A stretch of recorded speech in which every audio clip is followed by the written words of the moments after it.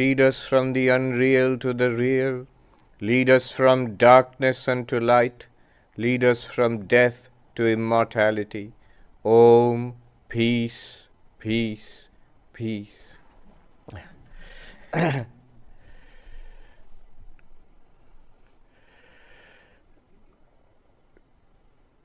You see, the greatest quest that we can ever have, in all human civilizations across the world, it is the spiritual quest. You can call it the quest for God realization, call it the quest for moksha, mukti, nirvana. There are many, many such words in India. Can you hear me at the back?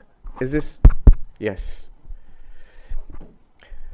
So it was sort of the quest of the Indian civilization for thousands of years. The quest that, is it possible to overcome suffering, the human condition? Is it possible to attain fulfillment, deep, lasting fulfillment? Is it possible to get an answer to the greatest and deepest, most profound questions that we have as human beings? And the answer throughout the ages, down the centuries and millennia was a resounding yes, yes, yes. Yes, it is possible. The ancient Vedic religion, Upanishads, upon which this retreat is based, but also others, the Buddhists, the Jains, yogis, the later developments in Hinduism. Throughout the centuries, throughout the millennia, there have been people, many, many, many. There have been methods and paths, techniques, all of which go to show that yes, the answer is a resounding yes. Yes, we can realize God. Yes, we can realize the infinite. Not only we can, we must. It is the goal, the whole purpose of human life. These are such amazing discoveries. It's not that they were limited to India alone. You find them in every religion. In fact, that is the understanding of religion in India. The point of religion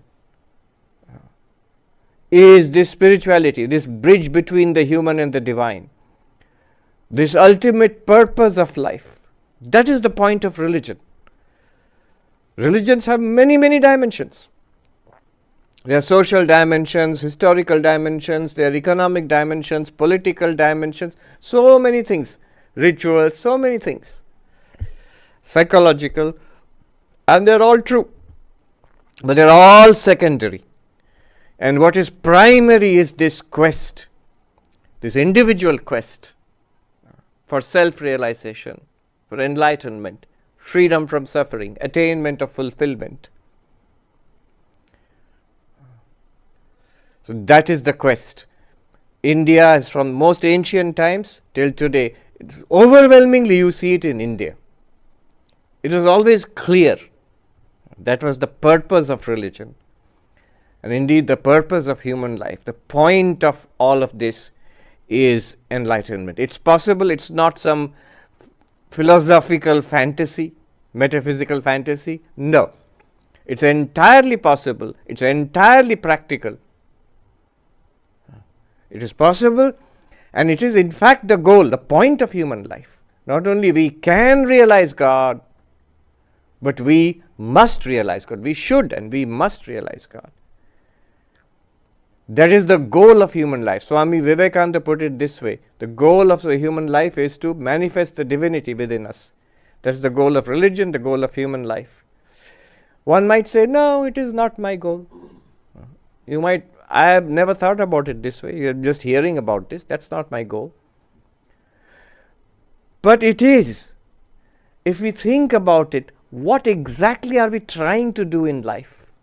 Consciously, deliberately, or unconsciously, just living life. What are we trying to do? We are basically trying to overcome suffering, and we're trying to attain fulfillment in whatever way seems practical and attractive to us at that moment. That's what we are trying to do in life. If you do it consciously, deliberately, methodically, you are a spiritual seeker, a spiritual practitioner. You'll be called, a spiritual practitioner, a spiritual seeker. If we don't think in this way, just live life. You say, I don't believe in all these things. I'm just living my life, trying to have a good time, trying to be successful in life, be rich, be learned, or be successful in whatever way. Sri Aurobindo said, life itself is yoga. Even if you're not deliberately practicing any spirituality, even if one says, I'm an atheist, that's also part of your yoga. That's how we are developing and going forward. But you can cut short this path. Instead of lifetime after lifetime, it can be done in one lifetime. We can accelerate in one lifetime. I remember I was listening to this talk on YouTube by a monk. This is a wonderful thing, YouTube. Huh? We can hear all these things. I went to our monastery last year in India on the bank of the Ganga, Belur Math. And a young monastic novice whom I had not seen earlier, he had just become a monk, just maybe a few months. He came and he saw me, his face lit up. And he says, now my YouTube spiritual practice, YouTube sadhana, is complete today. You have appeared before me. In Hindi, he said, Aap prakat ho gaye. You have appeared before. So I was watching this YouTube discussion between two monks. One monk, both are Vaishnava monks, devotees of Krishna. And a wonderful discussion. One of the monks is saying to the other monk, Swami, you are so positive that we can all realize God in this life. But if you look at the Bhagavad Gita, Krishna himself says, Bahunam janmanam ante jnanavan mam prapadyate. That after many lives of effort, the enlightened one or the spiritual seeker worships God, comes to realize that Vasudeva Sarvam, that means that one divinity everywhere. But the point being, after efforts of many lifetimes, it takes time. It's a long process. Now, this is the traditional idea. But that other monk, I still remember, with such a big smile on his face, glowing face, joyfully said, this is that life, this is that life. That life in which you will find God, realize, become enlightened and free. This is that life. No, it is true. Have that kind of enthusiasm. It's possible. That's the purpose of all these spiritual technologies. Yoga, Bhakti, Vedanta. That's the purpose. To accelerate our spiritual progress so that in this very life we attain to that ultimate perfection, fulfillment, freedom, peace. A professor of philosophy at Harvard University asked me this question. If success in spiritual life is so limited, how many enlightened persons do you see or know? Then if success is so limited, why should anybody come to this path?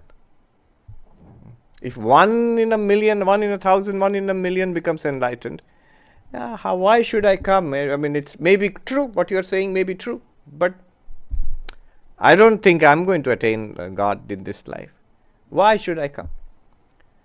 I gave him 2 answers and he gave me a third answer. So all 3 answers I will give before you. Why should I come to spiritual life if it's so difficult? Exactly the same question which Arjuna asks Krishna. Suppose I don't become enlightened. Swamiji just told it in the Bhagavad Gita. Suppose I don't become enlightened in this life. What's going to happen to me?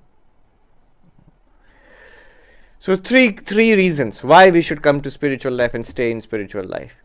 I gave 2 reasons. One is that success is guaranteed.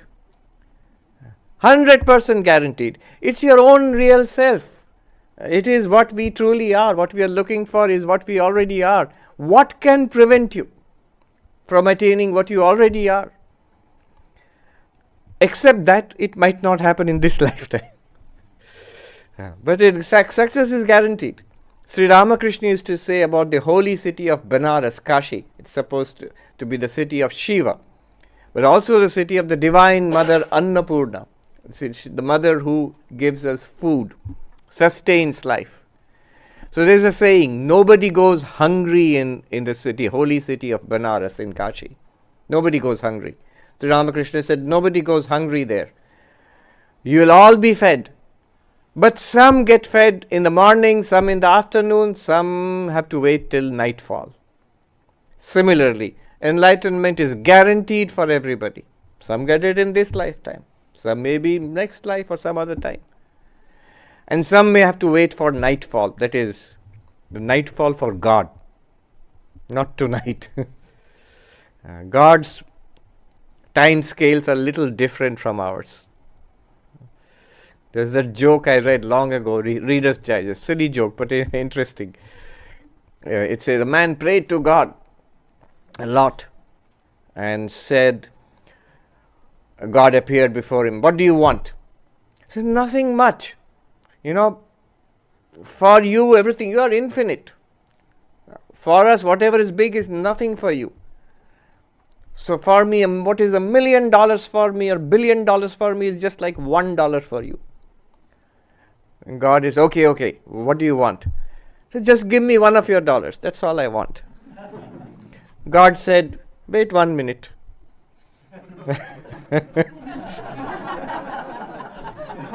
Wait a minute. So Sri Ramakrishna says somebody will all get fed, but when, of course. So that was my first answer. It is not true that very few people get success in spiritual life. Everybody will get success in spiritual life. Everybody. There is no one will be left out. No one will be left hungry. The second reason I gave was, if one gets a taste of spiritual life, then what could be better than this? What else will you do? Suppose I am not enlightened. So, should I give it up and go back and do something else? No, there's nothing like this. So spiritual life is so wonderful, whatever your path. These paths, these are all ancient paths and well trodden by thousands, well tried out. Thousands have gone before us. And it is so wonderful that once we get a taste of it, what else will you do? What else do you want to do in life? I remember when I became a monk, 3 days later, immature, 3 days after becoming, 1 week maybe, 1 or 2 weeks after I became a monk, I was a brahmachari, a novice, I asked another senior, not a monk, I was too, little shy of going to the senior monks, but the senior brahmacharis, novices, who had come 1 or 2 or 3 years before me, I could go up to them. I asked one of them, I don't think I'm making much progress after a week. And he gave me such a wonderful answer that I remember it more than 30 years ago. He looked at me and he said, okay, go back home. Go back home. I said, no, I can't do that. I was 23 years old. And he said to me, you can't do that. For 23 years you lived in that home. And you have been here for just a week. And now you say I can't go. You say I can't go back there. Isn't that progress enough? In 1 week you have made this jump. So, what else will you do? What else will you do in spiritual? You'll never give it up. There are people who complain, I'm not making progress in spiritual life. So, all right, stop reading, stop studying, stop meditating, stop doing your mantra, don't come to the monastery, don't go on retreats, don't meditate. I said, no, how can I stop that? See that, so there is some value there. So what will you do if you, once you get a taste of this life? This is wonderful, this is really wonderful. And then the third answer he gave me, he said, those two are good answers, but they're a little theoretical.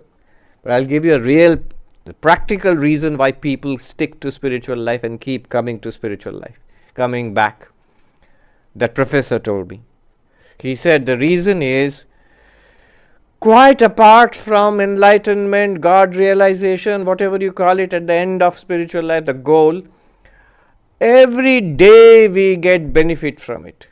We get meaning, we get peace, we get strength, we get insights, we get blessings. So, there is a continuous flow of benefits. There's a saying, Swalpam apyasya dharmasya trayate mahato bhayat. Even a little practice of spirituality saves you from great fear, from great anxiety. It gives us meaning in life. Sri Ramakrishna would say, if you line up many zeros, it's still zero. 1 0, 2 0, 3 zeros, still zero. But if you put 1 before the zeros, every zero gets a value. 1 0 is 10, 2 zeros becomes 100, 3 zeros becomes 1,000, and so on. And that 1 is, I'm not even saying God or Vedanta, whatever your path.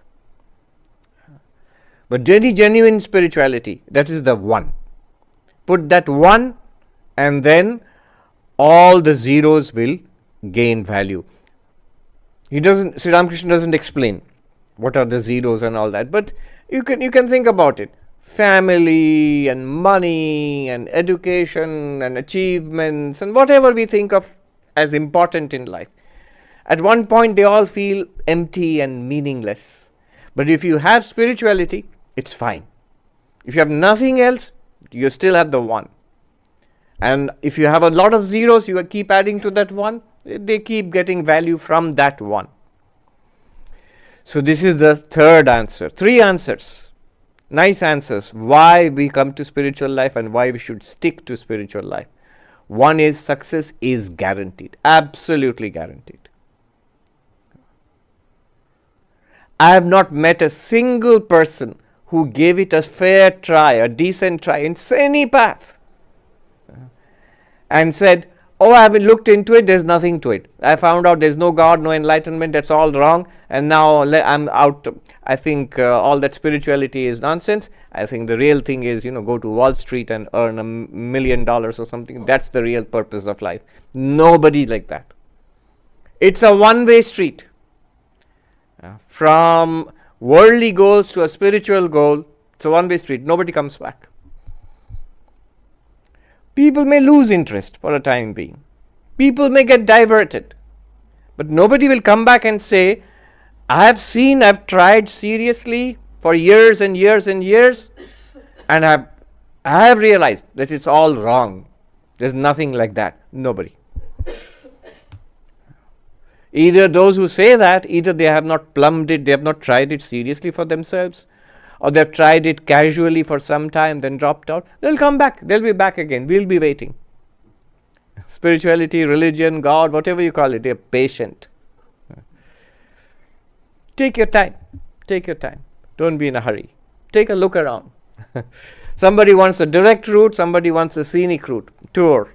Somebody wants aeroplane flight, somebody wants to go on a bicycle. Okay, up to you. So, what we need to do in spiritual life is make it our goal. To be spiritual seekers, we must make it our goal. That spiritual realization, enlightenment, God realization is my goal in life. You don't have to change your Facebook status. That from now on, enlightenment is my goal in life. No, it's all right. It's an entirely private matter. Keep it private.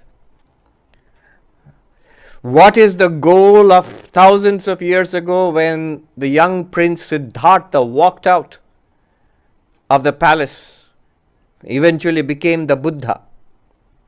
Search for enlightenment, search for overcoming sorrow and gaining enlightenment. What prompted just the other day, just over 100 years ago, the young man Narendranath Datta in the streets of Calcutta in late 19th century in Bengal, who went around asking, have you seen God? Different teachers. And he found his master Sri Ramakrishna. It's an ancient quest, and that is our quest also. Take it seriously. The moment you take it seriously, that is my quest. It is already our quest. If you are wise, you will give it that name, that I am a spiritual seeker. Again, I am not being sectarian. You don't have to come to Vedanta also. I'm glad if you come to Vedanta, but you don't have to. In any way, in any path, we make that decision. God realization is my goal. Enlightenment is my goal. Then we are walking on the same path as the Prince Siddhartha on his way to becoming the Buddha, Narendranath Datta on his way to becoming Vivekananda. We are on the same path, and we have equal right to walk on that path in our own way.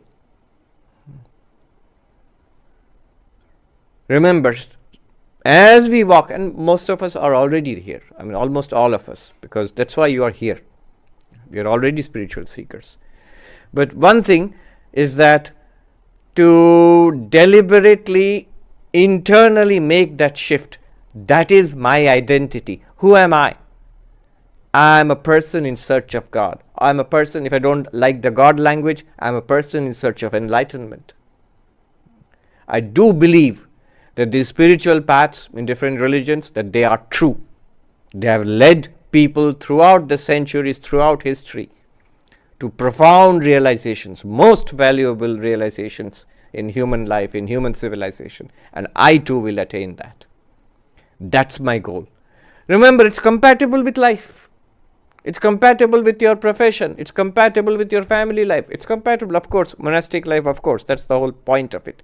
So wherever you are, whatever, that's why Arjuna is a warrior in the battlefield, the worst job possible. And Krishna says you can be spiritual there too. If Arjuna can be spiritual in the battlefield of Kurukshetra, then we can be spiritual in our lives also, wherever we are. So make that internal change deliberately. It's very helpful. It's really helpful. If I can answer honestly to myself, I don't have to tell anybody else. I can be the busiest person in the world or not at all busy. But internally I can be a person in search of God. Once I tell that to myself, many other decisions, choices, problems in life, many things get resolved. You know the answers now. What I need to do. What's the answer to this question? You know. Because you have found your path. It's a royal highway. Mahatma Gandhi, he asks, I read it somewhere, very profound. He asks, who am I? When people ask me, who am I? Some people think I am a freedom fighter, which he was. Some think I am a politician. Some think I am a social reformer. All of this he was, there is no doubt about it. Extremely busy person. I saw in our library the complete works of Mahatma Gandhi, 100 plus volumes. That man, how he could write 100 plus volumes, he was continuously working without break. All of these things, fighting for freedom of the country from the British rule, organizing politics. He was a leading politician of his time, reforming society, all sorts of things, and being like a spiritual counselor for so many people who came to him for advice and help. But when he says, if you ask me, Mahatma Gandhi says, who are you? Who am I? I will say, I am a simple man in search of God. You see, that's his understanding of himself. And that should be our understanding of ourselves. Whoever we are, wherever we are, I am in search of God, or I am in search of enlightenment. I am in search of nirvana, moksha, freedom, salvation, whatever you call it. That final adventure of of human life, the final adventure of civilization, of these questions. Now there are ways to do it. And the religions of the world, they give us a wide range of ways to do it. All of these paths, that was another great realization of Sri Ramakrishna. First and foremost, spirituality, religion is true. That is the tremendous, rediscovery. I will not say discovery of Sri Ramakrishna. Rediscovery, re-establishment in this day and age. It's true. And it can be realized, this truth. We can all come to that realization, all of us. It's not meant for some mystics, a few prophets, a few teachers. No, every one of us can and should come to that realization. But the other thing he also said was There are paths, there are specific, distinct paths, well-trodden paths. And the religions of the world are different paths to that one goal. Echoing an ancient truth in Indian civilization, you go back to the oldest texts, spiritual texts, the Rig Veda, more than 5,000 years ago. Ekam sat vipra bahuda vadanti. The truth is one. The wise speak of it differently. Which is such a tremendous saying. It became kind of the DNA of Indian civilization. Which is why you see a tremendous acceptance, harmony, tolerance, freedom. Not in the societal system, but in religion, in spirituality. That's why you have such a tremendous effusion, explosion of spiritual paths, techniques. So that is the reason that there is such a truth, and it can be expressed, practiced, taught differently. It's not that one is right and everything else is wrong. Each of them is right. How can each of them be right if they are different from each other? They are right because they are all paths. Paths can be different. Goal is not religion. The goal is not yoga or Vedanta or whatever it is. No, the goal is that ultimate reality. That's the goal. These are different paths. So many paths were developed. All of them work. All of them lead you to the truth. We will go back to the source in this retreat. A very ancient, a royal path. In fact, sometimes I think the royal path is the less used, the road less traveled. Robert Frost, the poet, the road less traveled. Other roads have become more popular. But the highway, the royal road, the direct path is less popular. Now it's becoming a little more popular again, but is less popular. We will go back to that path, rediscover that direct path, the direct exposition of divinity, direct revelation of divinity. Vivekananda said, Vedanta, two things, the divinity within us and the oneness of all existence. Both are counterintuitive. We don't think we are divine. We think we are biological, psychological, social, economic creatures, political creatures. But spirituality, all spiritual paths tell you that there is a transcendent dimension to us. So that's the divinity within us that we will discover. And also the oneness of all existence. Again, counterintuitive. It doesn't seem to be one. It seems to be very diverse and divided. So there is an underlying oneness. And that it is this divinity within us. That's what we shall discover. There are different paths. The path which we will take is the path of Vedanta, Advaita Vedanta, non-dual Vedanta, the path of the Upanishads. These are ancient texts, parts of the Vedas. They contain the final, highest teachings of the Vedas. That's why it is known as Vedanta. The Veda, Anta. Veda being the original scriptures basically stands for spiritual knowledge, and Anta means the end, or in the sense of the final teachings, Siddhanta, the final teachings of the Vedas. They are in these texts called the Upanishads. And among these Upanishads there are many. Shankaracharya, about 1400 years ago, a great figure in Indian spirituality, in Hinduism, he selected 10, arguably 11 of these Upanishads and wrote Sanskrit commentaries. Why I am saying 11 is the commentary on the Shvetashvatar Upanishad. Sometimes it's doubted whether it's a commentary by the original Shankaracharya or one of the later ones.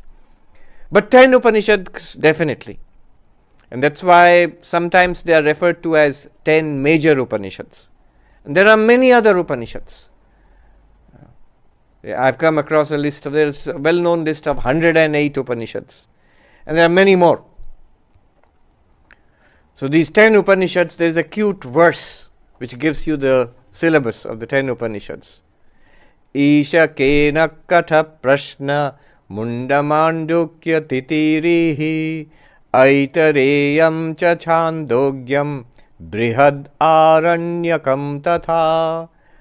The Ishopanishad, Kena Upanishad, Katha Upanishad, Prashna Upanishad, Mundaka Upanishad, Mandukya Upanishad, Aitareya Upanishad, Taittiriya Upanishad, Chandogya Upanishad and Brihadaranyaka Upanishad. 10 Upanishads, and these form the basis of Vedanta. The definition of Vedanta which we memorize as novices: Vedanta Nama Upanishad Pramanam. The source of spiritual knowledge called Upanishads is Vedanta. So you already know one definition. What are you studying there in the Vedanta Gesellschaft? We are studying the Upanishads. Upanishads are Vedanta. Vedanta is the Upanishads, Upanishads are Vedanta. So this is the textual foundation of Vedanta. There are two other supporting texts. One is the very well-known Bhagavad Gita. If you study Hinduism and ask for one text, it will always be the Bhagavad Gita. But the Bhagavad Gita itself is based on the Upanishads. Sometimes Sri Krishna just openly quotes from the Upanishads. Today he would be accused of plagiarism. He openly quotes from the Upanishads. Some of the verses are actual adaptations of Upanishadic mantras. And then there's one more text called the Brahma Sutras, which are, sutras are aphorisms. Somebody translated it as God aphorisms. The sutras of God, or sutras of ultimate reality. These three, Upanishads, Bhagavad Gita, Brahma Sutras, are the triple foundation of Vedanta. So if you study Vedanta, at some point, we must study the Upanishads, at least some of them. We must study the Bhagavad Gita, and we must study at least a little bit of the Brahma Sutras with the commentaries of the masters. And depending on the commentaries, you have different schools of Vedanta. We have Advaita Vedanta, which we are going to talk about. This is based on the commentaries by Shankaracharya. But there are other schools of Vedanta also. But our focus will be Advaita Vedanta, non-dual Vedanta. Among the Upanishads, my favorite is the Mandukya Upanishad. This book which Maharaj showed here, Who Am I? So that talk was based on the Mandukya Upanishad. That's the shortest of the Upanishads. And it's very, very fine, very powerful, and it's very short also. There is a story, a cute story, where Hanuman asks Sri Ramachandra, how do people seeking enlightenment? So now we are all enlightenment seekers. Now he asks on our behalf, how do you get enlightenment? And Ramachandra says, those who want enlightenment, for them the Mandukya Upanishad is enough. For the seekers of enlightenment, Mandukya Upanishad is enough. Mandukyam ekameva alam mumukshunam vimuktai. The Mandukya Upanishad by itself is enough, sufficient for the liberation of those who seek liberation. And suppose I don't get liberation after studying the Mandukya Upanishad, then Sri Ramachandra gives a list of 108 Upanishads. So you better study the Mandukya Upanishad and get liberation. Otherwise there are lots of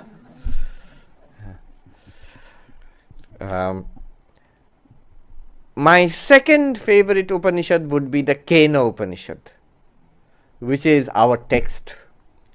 We will do a little bit. That's also a very short Upanishad, but a brilliant Upanishad. So what I'm going to do is I'm going to base the retreat on the Kena Upanishad, which we shall see tomorrow onwards. The Kena Upanishad. All right. One last word. How do you practice Vedanta? If we're told to meditate, I know how to meditate. Or I can be told, you sit like this, you breathe like this, you focus like this, and then hold that attention. This is meditation. If I am asked to be devoted, yes, I know I have to believe in God in this particular religion, and this is how I worship and pray. Devotional approach, meditative approach, understand. But what is this Vedantic approach? What is the approach here? Vedanta is very simple. It's just pointing out something which exists now.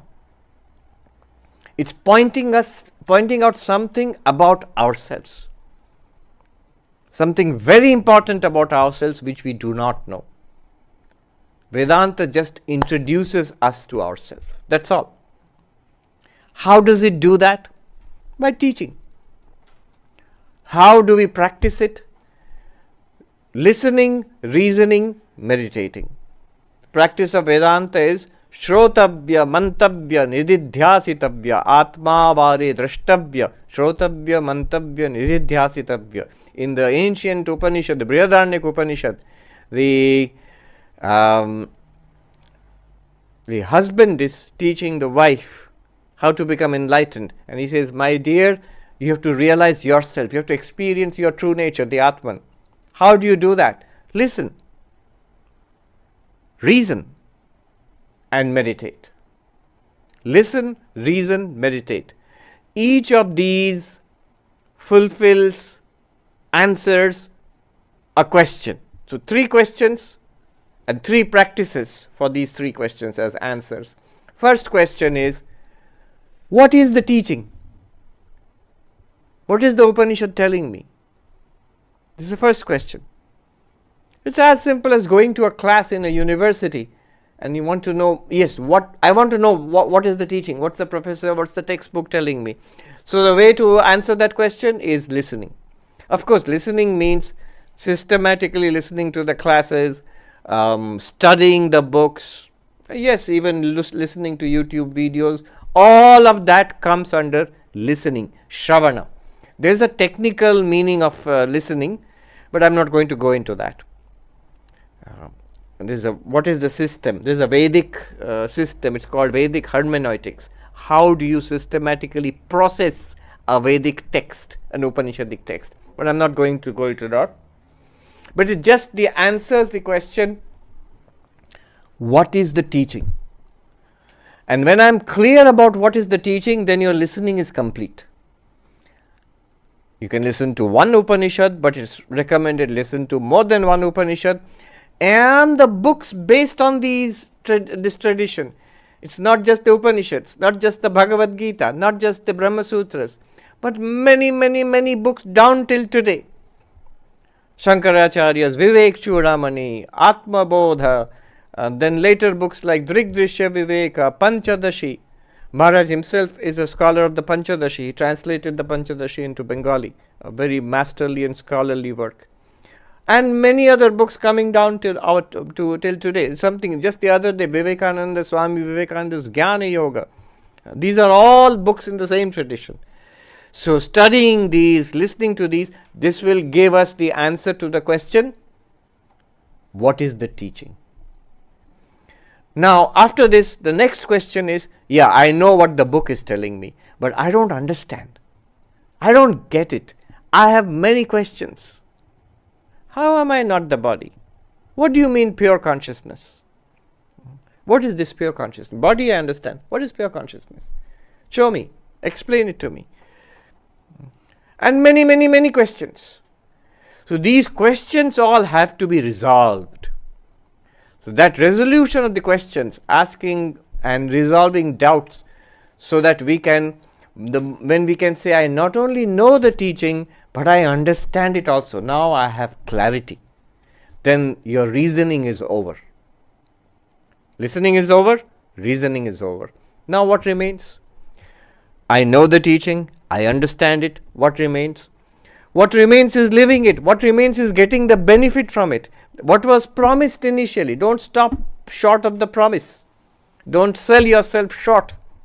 Now, what was the promise? The promise was we will overcome suffering, we will attain to ultimate fulfillment. Until I get that, honestly, it should not stop. So how do I live this knowledge? How do I translate it? Overcome my suffering, my problems. So that comes out of meditation. Vedantic, there is something called non-dual meditation. The Sanskrit word is nididhyasana. That helps us to assimilate the knowledge already gained, to make it a living knowledge for us. Then I can honestly say, yes, I not only know the teaching, yes, not only do I understand the teaching, but also it's true for me. It's a fact. And I'm getting the benefit from it. Then you are truly enlightened. I put it this way, I oversimplified a little bit.